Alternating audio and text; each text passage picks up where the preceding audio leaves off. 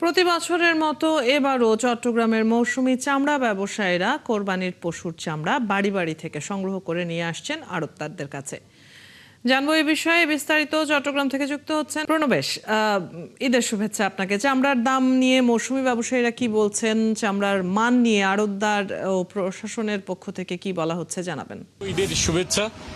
আজকে চট্টগ্রামের আতুরার ডিপো, এখানে মূলত চামড়ার মূল আড়তদাররা এখানে থাকে। তো সকাল থেকে আমরা দেখেছি যে অনেক চামড়া এখানে ফেলে দেওয়া হয়েছিল, প্রায় 5,000-এর মতো।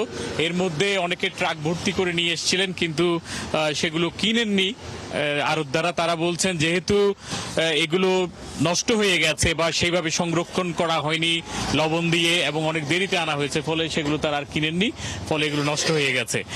আর এখন যেটি আসলে গতকাল রাতের পর থেকেই এখানে আড়তদাররা তাদের চামড়াগুলো প্রক্রিয়াজাতকরণ শুরু করে সেগুলোতে লবণ দেওয়া হয়েছে। আমরা দেখতে পাচ্ছি এখানে স্তূপ আকারে লবণ দিয়ে রাখা হয়েছে এবং এটি প্রায় 1 মাস পর্যন্ত বা তারও বেশি সময় এখানে এইভাবে রাখা যাবে। তবে সবাই বলছেন যে ঢাকা থেকে যে ট্যানারিগুলো রয়েছে তারা 10-15 দিনের মধ্যে হয়তো এদের সাথে যোগাযোগ করবে, তখন তারা এগুলো ঢাকার ট্যানারিগুলোতে পাঠিয়ে দেবেন।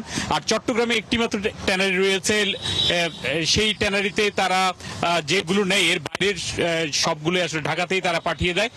তবে চট্টগ্রামের ব্যবসায়ীদের দাবি যে এখানে প্রচুর পরিমাণ চামড়া সংগ্রহিত হয় কিংবা কোরবানি দেওয়া হয়।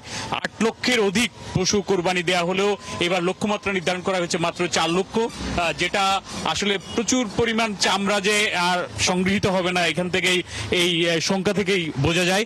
তারপরও 4 লক্ষ যে চামড়া সেটি যদি চট্টগ্রামেই প্রসেস করা যেত তাহলে এখানকার চামড়া ব্যবসায়ীরা অনেক লাভবান হতেন এবং তাদের দাবি চট্টগ্রামে আরো 5 থেকে 6টি ট্যানারি করা হোক, তাইলে এই চট্টগ্রামের এই চামড়া শিল্পটি বাঁচবে বলে তারা মনে করছেন। চট্টগ্রামে অনেকগুলো ইকোনমিক জোন করা হচ্ছে, সেই ইকোনমিক জোনে যদি ইটিপি সংযুক্ত ট্যানারি করা হয় তাহলে পরিবেশ বান্ধব ট্যানারি নির্মাণ বা এই শিল্পটাকে বাঁচিয়ে রাখা সম্ভব হবে বলে এখানকার ব্যবসায়ীরা মনে করেন।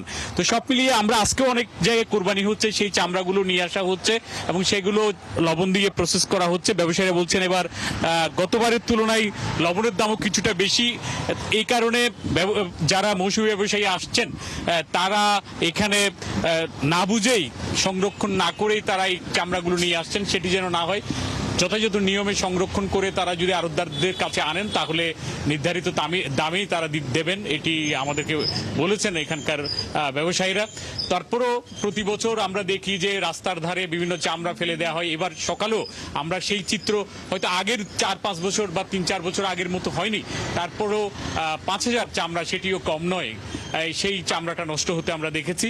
তো প্রতিবার এই চামড়া, আপনার প্রতিবেদন থেকেও আমরা জানছিলাম তেমনটি। ধন্যবাদ এই মুহূর্তের খবরগুলো জানিয়ে দেওয়ার জন্য। দর্শক সহকর্মী প্রণবেশ চক্রবর্তী চট্টগ্রাম থেকে জানিয়ে দিচ্ছিলেন চামড়া কেনা বেচার খবরাখবর।